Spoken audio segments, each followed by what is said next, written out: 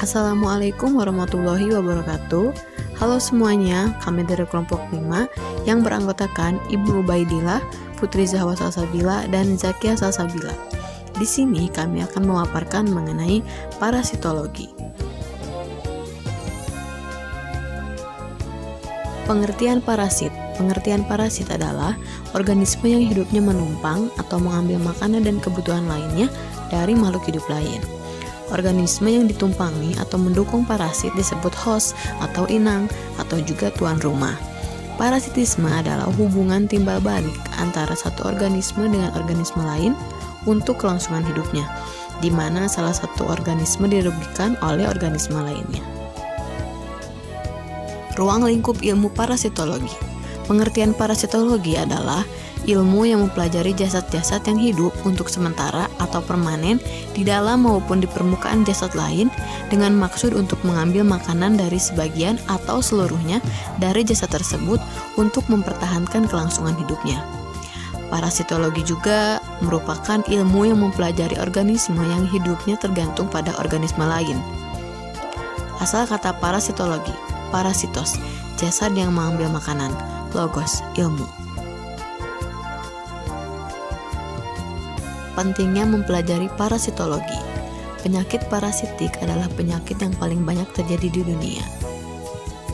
Menurut data WHO tahun 2021, penyakit parasitik masih banyak menyebabkan epidemi, yaitu African trypanosomiasis, dengue, leishmaniasis, malaria, schistosomiasis, tuberculosis, Chagas disease, leprosy, lymphatic filariasis, dan onchocerciasis. Kemudian gagalnya insektisida lain dalam mengurangi penyebaran vektor parasit. Kemudian terjadi modifikasi lingkungan yang berlangsung terus-menerus, contohnya global warming dan meningkatnya AIDS dan kanker.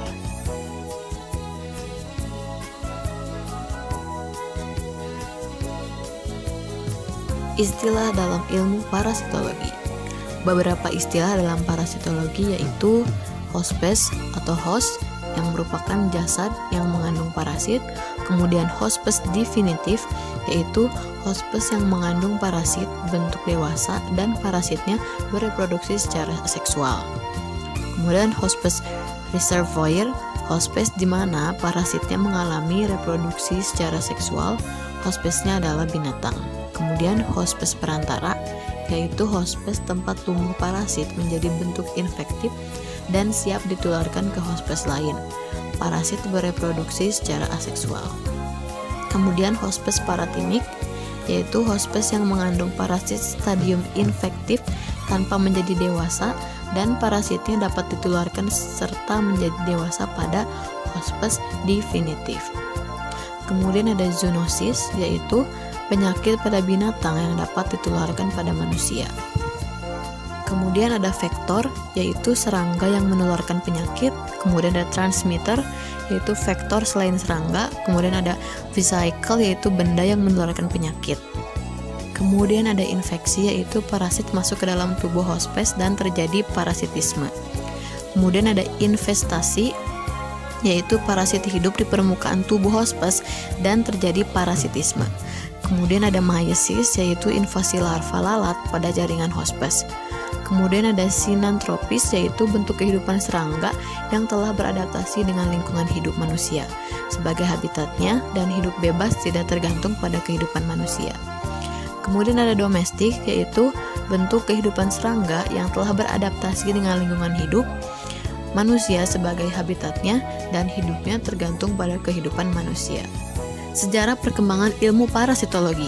Sejarah singkat mengenai perkembangan ilmu parasitologi yaitu hewan-hewan parasit telah dikenal dan dibicarakan semenjak zaman Hippocrates pada tahun 460 sampai 377 sebelum Masehi dan Aristoteles pada tahun 384 sampai 322 sebelum Masehi di Yunani. Tetapi ilmu parasit baru berkembang setelah manusia menyadari pentingnya ilmu tersebut. Diduga orang pertama yang berjasa mengembangkan ilmu parasit adalah Redi pada tahun 1626 sampai 1698. seorang ahli ilmu alam berkebangsaan Italia. Ia menemukan larva dalam daging membusuk yang kemudian menjadi lalat. Dengan ditemukannya mikroskop oleh Leeuwenhoek pada tahun 1632 sampai 1723 dari Belanda, berbagai jenis hewan parasit bersatu pun mulai teridentifikasi. Kemudian Kusenmeister pada tahun 1852 membuktikan bahwa Cysticercus cellulose merupakan stadium peralihan atau intermediar dari cacing pita pada manusia. Sifat-sifat parasit. Menurut tempat hidupnya, parasit dibedakan menjadi dua. Yang pertama ada endoparasit, adalah parasit yang hidup di dalam tubuh manusia, misalnya di dalam darah, otot dan usus, yaitu contohnya Plasmodium sp. Yang kedua ada ektoparasit, adalah parasit yang hidup menempel pada bagian luar kulit dan kadang-kadang masuk ke dalam jaringan di bawah kulit, misalnya Sarcoptes scabiei. Kemudian sifat-sifat parasit menurut cara hidupnya yaitu ada obligat parasit, adalah parasit yang tidak bisa hidup bila tidak menumpang pada host, misalnya Plasmodium sp. Kemudian fakultatif parasit adalah parasit yang dalam keadaan tertentu dapat hidup sendiri di alam, tidak menumpang pada host, misalnya Strongyloidetes stercularis. Kemudian sifat-sifat parasit menurut tingkat ketergantungannya yaitu ada parasit tidak permanen, adalah parasit yang hidupnya berpindah-pindah dalam satu tuan rumah ke tuan rumah yang lain, contohnya nyamuk, kutu, busuk. Selanjutnya ada Saemae lecticularis. Parasit ini dikenal sebagai kutu busuk. Saemae lecticularis hidup sebagai parasit hanya 15 menit pada saat menghisap darah hospesnya. Tetapi dengan hidup sebagai parasit 15 menit, kutu tersebut dapat hidup bebas selama 1 tahun. Di samping ada gambar dari Saemae lecticularis ini. Lalu ada sifat-sifat parasit. Menurut tingkat ketergantungannya, parasit dibedakan menjadi parasit permanen, yaitu parasit yang sepanjang hidupnya berada di dalam tubuh hospes. Contohnya yaitu cacing gelang. Di bawah ada gambarnya, bisa dilihat.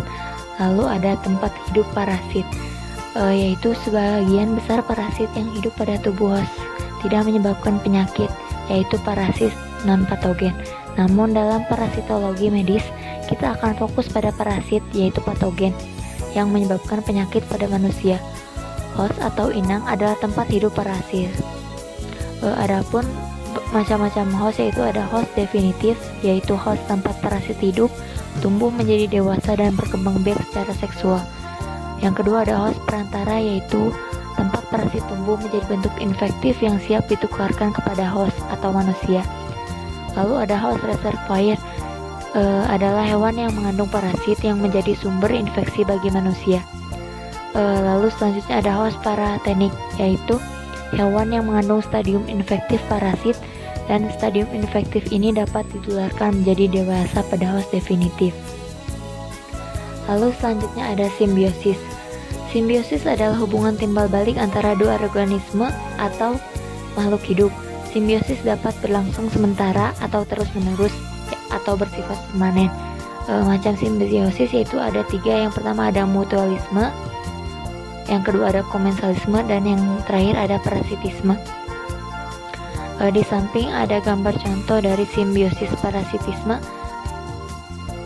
Lalu ada pembagian jasad parasitologi. Yang pertama ada zooparasit, yaitu parasit yang berupa hewan yang terbagi menjadi protozoa, hewan bersel satu, contohnya amoeba. Yang kedua yaitu metazoa, hewan bersel banyak yang dibagi lagi dalam helminthes, yaitu cacing, dan arthropoda atau serangga. Yang kedua ada fitoparasit. Parasit berupa tumbuh-tumbuhan yang terdiri dari bakteri dan jamur. Dan yang terakhir ada spiroseta dan virus. Lalu ada vektor. Pada umumnya parasit menginfeksi hewan atau manusia melalui vektor, yaitu jasad yang menularkan parasit pada manusia dan hewan secara aktif. Biasanya jasad vektor adalah serangga, contoh nyamuk, lalat, kutu, kumbang, tiks, moluska. Infeksi atau transmisi hewan ke hewan atau hewan ke manusia. Lalu ada pembagian vektor. Yang pertama ada biological vector, golongan vektor yang berperan sebagai perantara parasit atau penyakit dan sekaligus sebagai hospes. Contohnya yaitu nyamuk. Lalu ada mechanical vector, yaitu golongan vektor yang berperan hanya sebagai perantara parasit atau penyakit saja. Contohnya yaitu lalat. Lalu ada zoonosis, yaitu penyakit hewan yang dapat ditularkan kepada manusia ataupun sebaliknya. Zoonosis terbagi menjadi dua. Yang pertama ada anthropozoonosis, yaitu penyakit hewan yang ditularkan kepada manusia. Contohnya Balantidium coli, suatu parasit pada babi yang bisa menular kepada manusia. Lalu contohnya lagi ada penyakit trichinosis yang disebabkan oleh Trichinella sp. Dan yang kedua ada zooanthropozoonosis, yaitu penyakit manusia yang ditularkan kepada hewan. Contohnya itu MRSA dan influenza. Lalu ada penampakan trichinosis pembesaran 10 kali.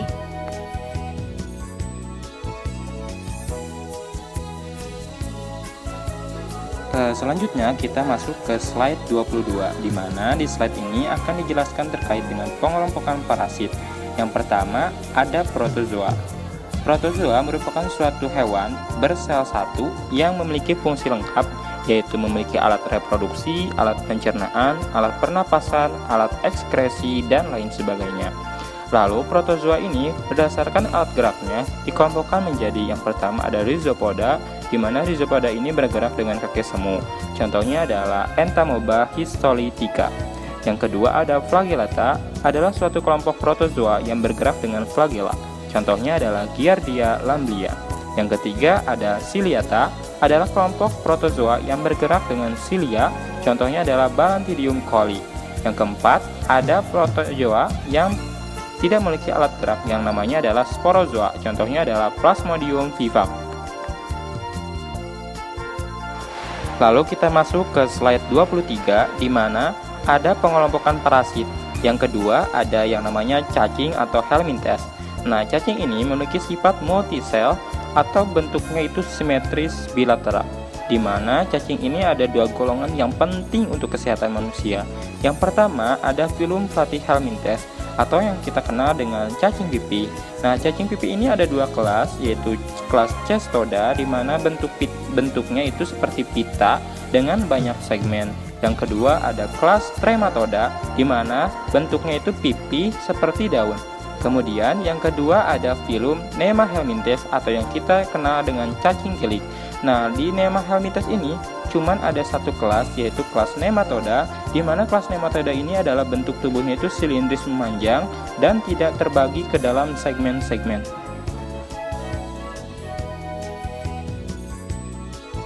Lalu kita masuk ke slide 24, di mana di slide 24 ini ada pengelompokan parasit yang ketiga, yaitu serangga atau kita kenal dengan Arthropoda. Nah, serangga ini mempengaruhi terhadap kesehatan manusia dengan bertindak sebagai penular penyakit atau penyebab penyakit langsung. Hal ini karena sebagai sifatnya itu sebagai penular penyakit. Nah, Arthropoda atau serangga ini dapat menularkan berbagai macam organisme penyebab penyakit. Contohnya adalah protozoa, cacing, bakteri, virus, dan lain sebagainya. Sebagai penyebab langsung penyakit, Arthropoda dapat menimbulkan kerusakan kulit, kemudian ada kehilangan darah, alergi, dan lain sebagainya. Contohnya dari serangga ini adalah kelas Insecta. Selanjutnya kita masuk ke slide 26. Di slide 26 kita akan menemukan terkait dengan jenis penyakit yang disebabkan oleh parasit. Yang pertama ada jenis penyakit yang disebabkan oleh protozoa. Contohnya adalah malaria, amoebiasis, toxoplasmosis, trypanosomiasis, leishmaniasis, giardiasis, dan balantidiasis. Kemudian yang kedua ada jenis penyakit yang disebabkan oleh cacing. Contohnya adalah Ascariasis, Filariasis, Taeniasis, dan Fascioliasis.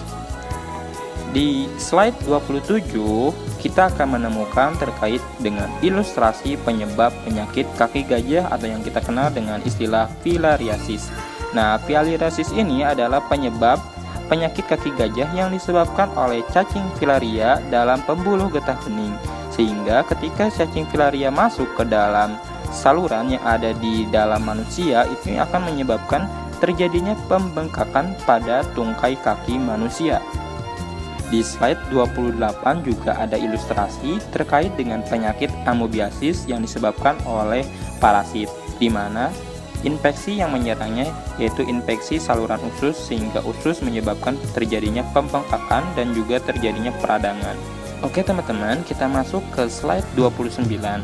Di slide 29 kita akan menemukan terkait dengan epidemiologi terkait dengan penyakit parasitik.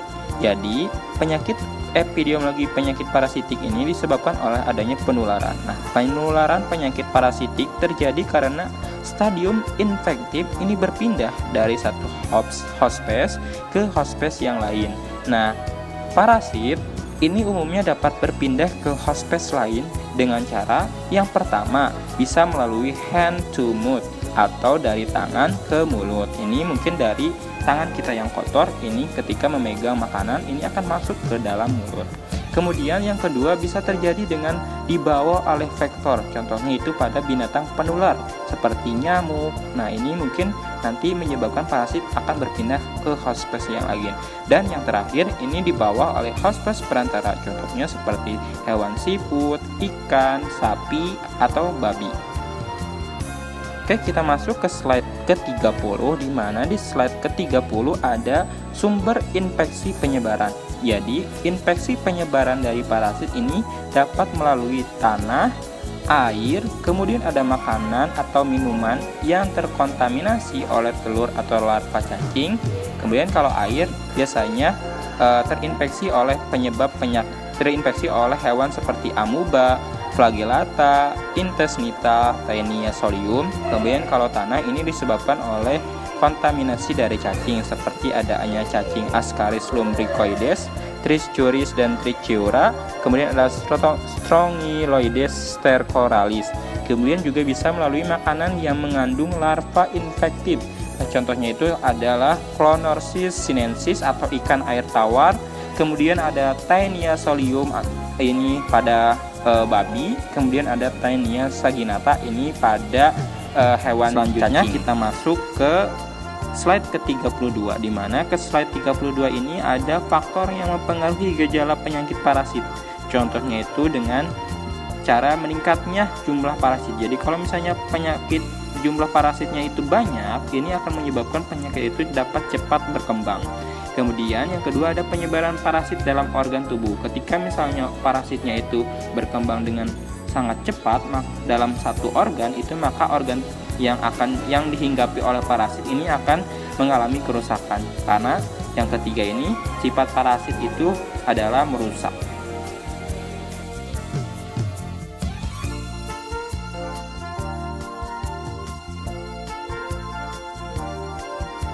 Oke teman-teman, kita masuk ke slide terakhir, di mana di slide terakhir ini dijelaskan terkait dengan pemberantasan penyakit parasit.